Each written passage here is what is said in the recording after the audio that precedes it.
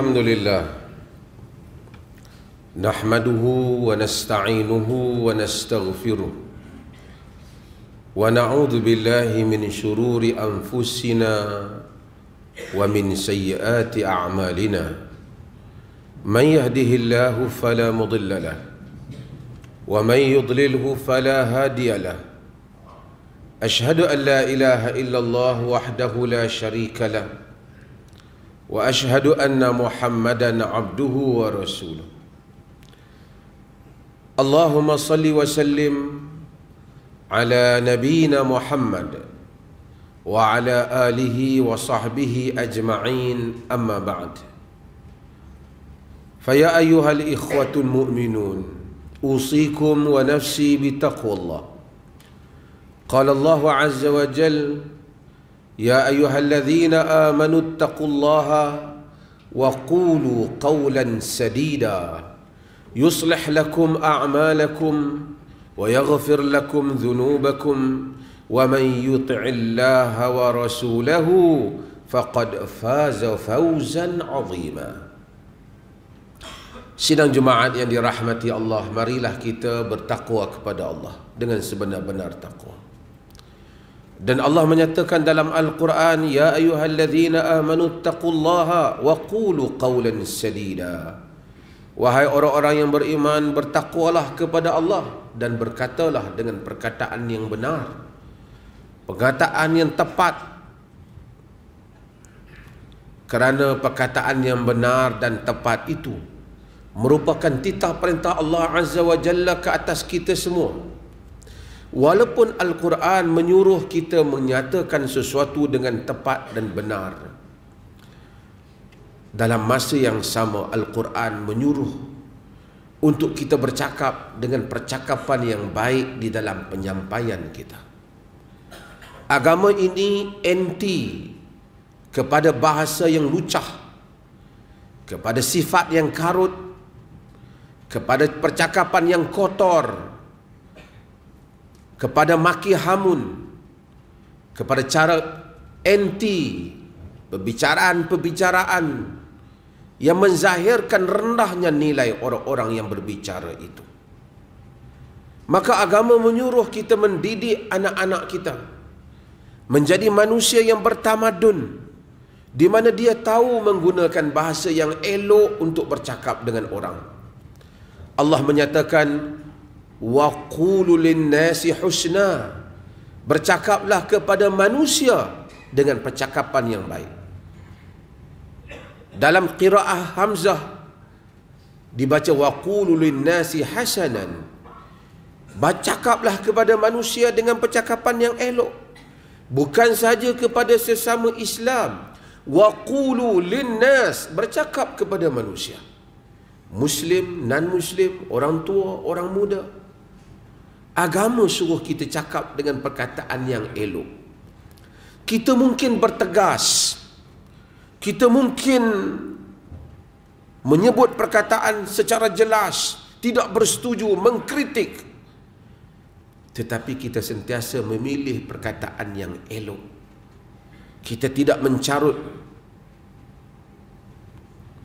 Mutaakhir ini, apabila nilai-nilai ini sudah hilang, orang tua, orang muda sudah tak banyak berbicara dengan perkataan yang baik, banyak menggunakan media sosial, menyebabkan bahasanya tidak elok, tulisannya tidak elok, perkataannya tidak elok. Bahkan ada penceramah yang berceramah dalam masjid pun tunjuk isyarat lucah yang tak elok. Duka cita, sepatutnya orang seperti itu tidak dijemput di dalam negeri kita ini. Menunjukkan isyarat lucah dalam masjid, menunjukkan jari tengah di dalam masjid, ini semua ialah sikap dan adab yang rendah. Agama mengajar kita apabila berjumpa dengan orang lain supaya menyebut salam, Assalamualaikum, salam sejahtera kepada kamu. Salam ialah kesejahteraan. Assalam juga merupakan nama Tuhan, kerana agama menyukai kesejahteraan. Allah menyatakan, wa qul li ibadi yaqulu allati hiya ahsan, Katakanlah kepada hamba-hambaku, cakap yang elok-elok. Allah benarkan kita berdebat dengan orang, hatta boleh berdebat dengan orang bukan Islam, dengan Kristian, dengan Yahudi. Allah kata, wala tujadilu ahlal kitab illa billati hiya ahsan. Jangan kamu berdebat dengan ahlul kitab, dengan Kristian yang Yahudi, melainkan dengan cara yang baik. Boleh debat, boleh berhujah, boleh tegas, boleh mengkritik, tetapi dengan bahasa yang baik. Ini agama. Kalau dengan orang yang tak percaya kepada Allah dan Rasulnya, kepada Yahudi dan Kristian, disuruh kita berbahasa dengan bahasa yang baik, apatah lagi di kalangan kita sesama orang Islam. Maka dengan itu, kita kena nilai balik keadaan anak-anak kita. Kalau sekiranya kita ada anak, semua anak kita cakapnya buruk bahasa dia, mungkin ada kesan daripada cara bahasa kedua ibu bapanya. Allah dalam Al-Quran ingatkan kita tentang mak bapak kita. Wala taqul lahuma uf wala tanharhuma wa qul lahuma qawlan karima. Jangan kata pada ibu bapa bila dah tua. Orang tua-tua ni dia cepat terasa hati. Bahasa kita kata cepat terentak hati. Kalau kita bunyi pada dia, tanda dia tahu kita tak puas hati dengan dia, terasa hati dia. Quran kata wala taqul lahuma uf wala tanharhuma, jangan tengking mereka. Wa qul lahuma qawlan karima, sebut kepada mereka perkataan-perkataan yang mulia. Orang selalu kaitkan perkataan yang mulia dan tinggi ini bahasa orang atas-atasan. Tetapi tidak. Kita dalam kerangka ingin jadi Perlis ini sebuah negeri yang mempunyai mentaliti kelas pertama. Seperti selalu yang disebut oleh Duli Yang Teramat Mulia Tuanku Raja Muda Perlis. Kelas pertama cara fikirnya. Orang kelas pertama itu bahasanya juga indah. Cakapnya juga santun. Bahasanya itulah yang disebut di dalam Al-Quran. Hatta Al-Quran kata kepada orang-orang yang meminta, wa ammas sa'ila fala tanhar. Selalu kita baca, Tuhan kata ada pun orang yang meminta, jangan tengking dia. Sebahagian ulama kata minta duit pun tak boleh tengking, minta ilmu pun tak boleh tengking. Tak mau bagi tak apa, nak cek dia balik tak apa. Kenapa ni minta ni badan sihat tapi tak pergi kerja ke? Boleh tanya. Tapi jangan tengking. Jangan maki orang. Apabila semua rakyat kita bercakap bahasa yang baik, anak-anak kita akan cakap bahasa yang baik. Apabila kita cakap bahasa tak baik, anak kita cakap bahasa yang tak elok. Dia mencarut, dia maki orang, ringan saja di lidah dia tu nak mencarut. Terkejut pun mencarut sebahagian orang tua-tua. Latah dia pun keluarnya mencarut saja, maki orang saja. Anak-anak dia pergi ke sekolah. Bila pergi ke sekolah, berkawan dengan anak orang lain, maka bahasa yang buruk di rumah terkena kepada anak orang lain. Sebab itu apabila kita lihat manusia yang bercakap dengan bahasa yang buruk, maka kita kadang-kala mungkin akan ingat bahawasanya dia menerima tarbiyah yang salah. Kemudian agama suruh kita berhati-hati dengan bahasa kita. Kadang-kadang satu perkataan yang kita sebut salah, kita tak berhati-hati, menyebabkan kita terlupa. Orang semua terlupa, Tuhan tidak lupa.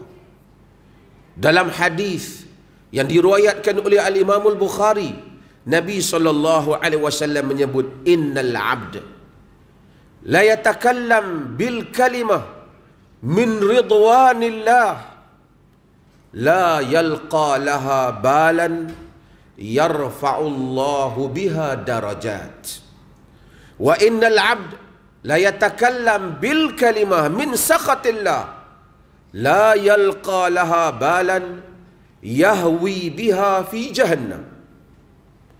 Nabi kata ada hamba yang bercakap dengan satu perkataan. Dengan perkataan tu Allah redha. Dia pun tak perasan. Tak rasa sesuatu penting perkataan dia. Tapi dengan sebab perkataan itu Allah angkat darjatnya di sisi Allah. Ada hamba Allah yang lain bercakap dengan satu perkataan. Tapi Allah marah dengan perkataan itu. Disebabkan perkataan itu dia dicampakkan ke dalam neraka. Hati-hati dengan kalimat yang kita pilih. Kadang-kadang dengan kalimat itu orang lain buat jahat. Kadang-kadang dengan kalimat itu maka kita telah menzalimi orang lain. Kadang-kadang dengan kalimat itu kita telah menyebabkan kemusnahan kepada hidup orang lain. Maka sebab itu marilah kita menjadi rakyat yang baik, Muslim yang baik, yang saleh, dengan memelihara perkataan-perkataan yang baik seperti mana yang disuruh oleh Allah Subhanahu wa taala dan Rasulnya sallallahu alaihi wasallam. Su'ila Rasulullah sallallahu alaihi wasallam an aktsari ma yudkhilun nas al-jannah. Ditanya Nabi, apa sebab orang banyak, apa perkara yang paling bawa orang masuk syurga? Semayang malam banyak ke? Sedekah banyak ke? Apa? Nabi kata taqwallahi wa husnul khuluq. Takwa kepada Allah dan perangai yang baik. Bila perangai baik ni semua selamat. Kalau perangai tak baik ni, ada perkhidmatan awam dia rosakkan. Ada tandas awam dia rosakkan. Ada benda elok dia conteng. Ada pokok elok dia tebang. Dia bakar sampah, dia tak kira kena orang lain, dia macam-macam. Sebab itu akhlak ni penting. Bukan soal hanya bercakap, bukan soal hanya pergi datang masjid atau kasut, semua itu elok. Tapi dengan makna yang luas. Nabi kata husnul khuluq, penyebab orang masuk syurga. Wa su'ilan ma yudkhilan nasa an-nara. Apa yang menyebabkan manusia masuk neraka banyak? Nabi kata al-fam wal faraj, mulut dan kemaluan. Ini dua perkara yang memasukkan manusia ke dalam neraka. Maka sebab itu Quran menyebut ma yalfidhu min qaulin illa ladaihi raqibun atid.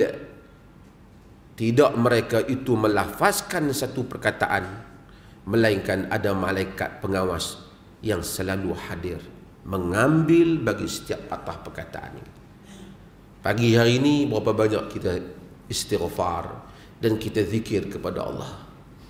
Dan berapa banyak pula kita cakap benda bohong, kita maki orang, kita kata benda tak elok, kita kena ni. Berapa banyak juga kadang-kadang manusia elok cakap dia dengan orang, tapi tak elok cakap dia dengan isteri dia.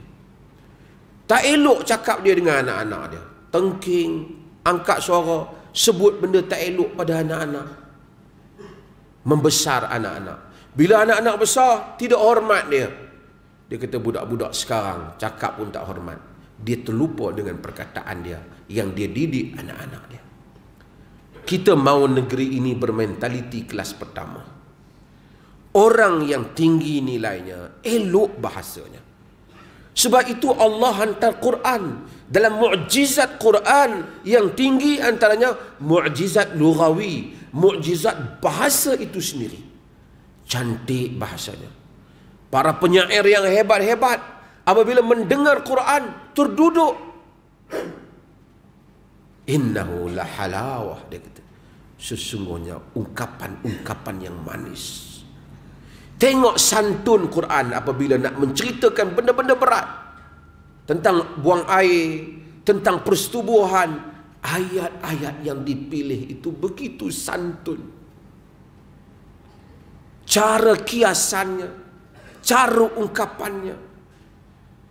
Demikianlah didikan yang dibawa oleh Islam kepada kita. Nabi SAW menyebut, "Man kana yu'minu billahi wal yawmil akhiri falyaqul khairan aw liyasmut." Dalam hadis yang diriwayatkan oleh Imam Bukhari, siapa yang beriman dengan Allah dan hari kemudian, cakap yang elok ataupun diam. Sebahagian orang tu kita tak tahu dia bijak ke bodoh. Dia cakap, kita dapat tahu dia bodoh. Sebab tu agama kata, tak tahu jangan cakap. Sebab itu ramai orang cakapnya banyak, kemudian tak elok. Agama suruh kita buat, ajar kita beriman pada Allah hari akhirat. Kita tahu Allah nilai cakap kita.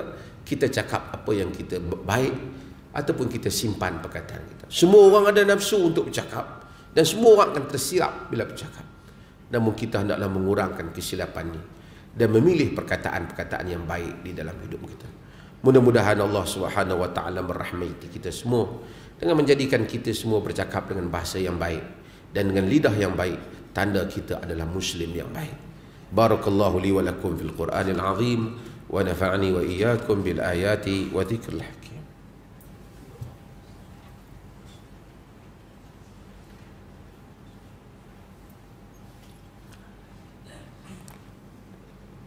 Alhamdulillah. Alhamdulillahilladzi arsala rasulahu bil huda wa dinil haqq liyudhhirahu 'ala ad-din kullihi walau karihal kafirun. Ashhadu an la ilaha illallah wahdahu la syarika lah wa ashhadu anna Muhammadan 'abduhu wa rasuluh. Allahumma salli wa sallim ala nabiyyina Muhammad wa ala alihi wa sahbihi ajma'in, amma ba'd. Fa ya ayyuhal ikhwatul mu'minun, usikum wa nafsi bi taqwallah wa tazawwadu fa inna khairaz zadi taqwa. Sidang Jumaat yang dirahmati Allah, marilah kita bertakwa kepada Allah dan berbekallah. Sebaik-baik bekalan adalah takwa. Antara perkara yang selalu kita ulang, yang Islam ini anti, ialah agama ini anti malas. Malas telah menjahanamkan hidup banyak manusia. Banyak kelebihan-kelebihan yang ada tak dapat manusia gunakan kerana malas. Untuk itu Nabi SAW pagi-pagi lagi dah suruh kita doa. Baca dalam senarai doa-doa Nabi pagi-pagi. Antaranya, Allahumma inni a'udzubika minal ajzi wal kasal. Ya Allah, minta jauh daripada lemah dan malas. Bila manusia malas, dia tak buat apa yang sepatutnya dibuat. Tenaga dibazirkan, masa dibazirkan, otak dibazirkan. Agama ini suruh kita ibadah pada Allah. Allah ini tidak memerlukan kita, tapi dia mahu kita ibadah kepadanya, kerana pada ibadah itu ada kebaikan untuk kita.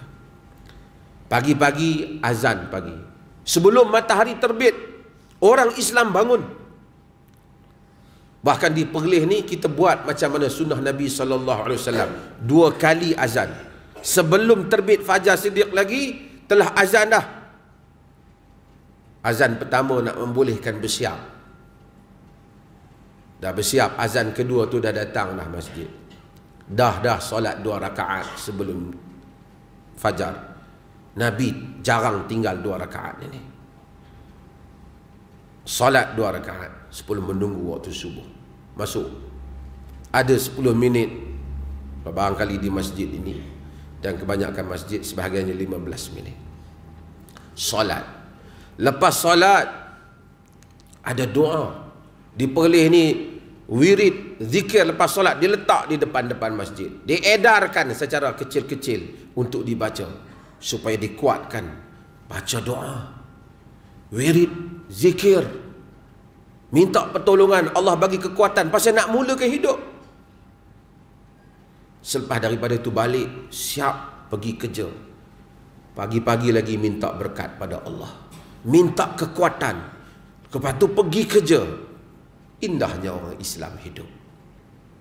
Tapi jika pagi tak bangun, masjid tak datang, solat pun tak ditunaikan, kemudian buka berapa boleh bangun, orang bukan Islam bangun awal, siapkan kedai dia. Kadang-kadang ada anak muda ke orang tua pukul 10 baru bangun. Malas, tak beribadah. Kemudian sebab tidak lakukan apa yang patut dia lakukan. Tenaga ada, lalu rumah di belakang ada banyak ruang. Kalau dia tanam sebahagian sayur-sayuran yang cepat naik, barangkali dia telah dapat selamatkan sebulan beberapa puluh ringgit daripada nak membeli cili, cabai, nak membeli sayur, kangkung dan seumpamanya. Tapi rumah di belakang semak samun penuh. Rumah sendiri pun malas untuk dikemaskan. Kenderaan sendiri pun malas nak basuh. Buang masa di kedai, bersembang di jalanan. Ini adalah penyakit yang menyebabkan orang selalu kata orang Melayu malas. Walaupun bukan semua malas. Tapi jika kita insaf pada diri kita, kita lihat kepada orang lain, kerajinannya mereka memang mengatasi kita. Mereka sebahagiannya tidak beragama Islam, tapi tengok anak-anak mereka belajar, tengok cara mereka bekerja. Orang kita sebahagian sihat sudah tak mau bekerja. Bukan salah mendapat bantuan MAIPS dan seumpamanya. Kalau yang berhak, memang dia berhak dapat, memang wajib kita memberi. Tapi yang salah jika kita mampu berusaha tapi kita tidak berusaha. Di negeri Perlis ini, adanya Kuala Perlis, orang pergi ke Langkawi 1 tahun beratus ribu orang datang. Kalau nak tunggu perniagaan, macam-macam perniagaan orang Perlis boleh buat. Dan negeri ini indah, boleh dijadikan tempat pelancongan, homestay dan seumpamanya. Kalau nak mengusahakan, banyak perkara boleh diusahakan. Ada sumber asli, ada ikan, ada berbagai-bagai lagi. Berbagai bisnes boleh dilakukan. Pergi ke Siam, satu kampung, satu hasilan, satu produk. Tak payah perlu siapa baca dalil pada mereka. Tapi nak hidup memang memerlukan kerajinan. Marilah kita balik kepada suruhan Nabi SAW, merajinkan diri kita. Kerana malas itu adalah satu dosa, kerana ia akan menyebabkan kita mundur dalam kehidupan di dunia dan na'udzubillah di akhirat. Kita selalu sebut Rabbana atina fid dunya hasanah. Wahai Tuhan, bagi di dunia ni baik. Jika di dunia pun tak baik, maka bagaimanakah kita nak menyamakan dengan apa yang diminta oleh Nabi SAW? Inna Allah wa malaikatahu yusalluna ala nabi ya ayyuhalladzina amanu sallu alaihi wa sallimu taslima. Sungguhnya Allah berselawat pada Nabi. Wahai orang-orang yang beriman, hendaklah kamu berselawat dan salam pada Nabi. Allahumma salli ala Muhammad wa ala ali Muhammad kama sallaita ala Ibrahim wa ala ali Ibrahim wa barik ala Muhammad wa ala ali Muhammad kama barakta ala Ibrahim wa ala ali Ibrahim fil alamin innaka Hamidun Majid. Allahumma ghafiril muslimina wal muslimat wal mu'minina wal mu'minat al ahya minhum wal amwat innaka sami'un qaribun mujibud da'wat wa qadiyal hajat. Ya Allah, ampunkanlah seluruh kaum muslimin, sama ada yang hidup ataupun yang telah mati. Ya Allah, berikanlah petunjuk, hidayah serta rahmat-Mu kepada kami sekalian hamba-hamba-Mu. Dan kepada pemimpin kami, terutama Raja Pemerintah Negeri Perlis, Tuanku Said Sirajuddin, Ibnu Almarhum Tuanku Said Putra Jamalul Lail, dan Raja Muda Perlis Tuanku Said Faizudin Putra, Ibnu Tuanku Said Sirajuddin Jamalul Lail, serta kaum kerabat baginda, supaya sentiasa beramal dengan kitab-Mu dan sunnah Nabi Muhammad sallallahu alaihi wasallam. Dan Engkau lanjutkanlah usia baginda berdua dalam keadaan selamat, sihat, sejahtera, dan semoga dengan kesihatan yang baik yang Kau kurniakan kepada baginda berdua, terlaksananya pemerintahan yang adil lagi diradai oleh-Mu. Ya Rahman, Ya Rahim, kami memohon kepadamu dengan segala kerendahan diri sebagai hamba-Mu. Engkau indahkanlah akhlak kami, Engkau perbaiki pergaulan antara kami, Engkau jadikanlah kami umat Islam yang bermentaliti kelas pertama dalam tindakan. Engkau hindarilah kami daripada sifat-sifat yang buruk dan keji. Ya Rahman, Ya Rahim, Ya Wadud, Engkau semarakkanlah dalam jiwa kami kasih sayang kerana-Mu, sehingga tersebarnya cinta dan kasih yang Engkau redai. Rabbana hab lana min azwajina wa zurriyyatina qurrata a'yun waj'alna lil muttaqina imama. Innallaha ya'muru bil 'adli wal ihsan wa ita'i dzil qurba wa yanha 'anil fahsya'i wal munkari wal baghi ya'idzukum la'allakum tadhakkarun.